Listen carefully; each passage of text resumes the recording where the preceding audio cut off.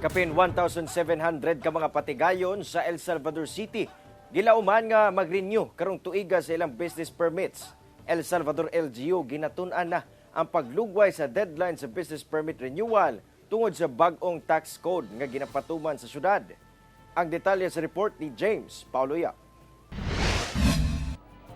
Sa iyong milinya sa opisina sa Business Permit Licensing Office kon BPLO sa El Salvador City, si Cheryl Ugjovi aron ipa-renew ang ilang mga business permit sa ilang sari-sari store. Sumala ni Jovi nga bisan pa man ug dugay na nga panahon siyang niundang sa iyang pagpamaligya, gisiguro kuno gihapon niya nga ma-renew ang iyang business permit aron dili na siya magproblema panahon nga makakita na siya og puhunan aron makabaligya og balik. Magamit man gihapon na sir og mobalik na ko og paninda.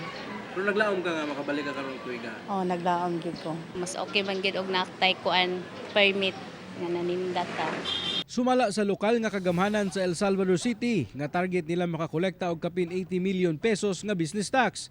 Gikan sa dili moubos 1,700 ka mga patigayon nga anaa karon sa syudad sa El Salvador. Gipahibalusab nila nga ubos sa bagong revenue code nga ilang ginapatuman karon adunay gamay nga pagsaka sa ilang business renewal fee. Doon natay gi-implement karong bag-o nga revenue code, no?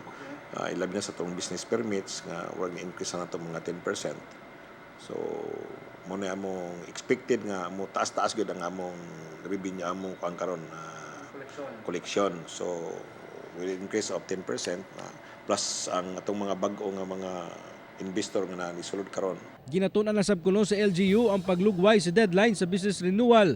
Subay na sab kuno sa hangyo sa mga negosyante nga maapektuhan sa pagpasaka sa business tax. Nanawagan sila sa mga negosyante nga sigurohon nga ma-renew ang ilang mga business permit tungod aduna kunoy mga penalty nga ipahamtang sa dili maka-renew sa gitagana nga panahon. Ma-deadline nato mga Marso patingali basin og madugangan pa nato sa March ang atong deadline. Pero pagi pa itong sangguni ang panglungsod. Kauban si Jaybert Pairat sa kamera. Ako si James Paulo Yap para sa One Mindanao.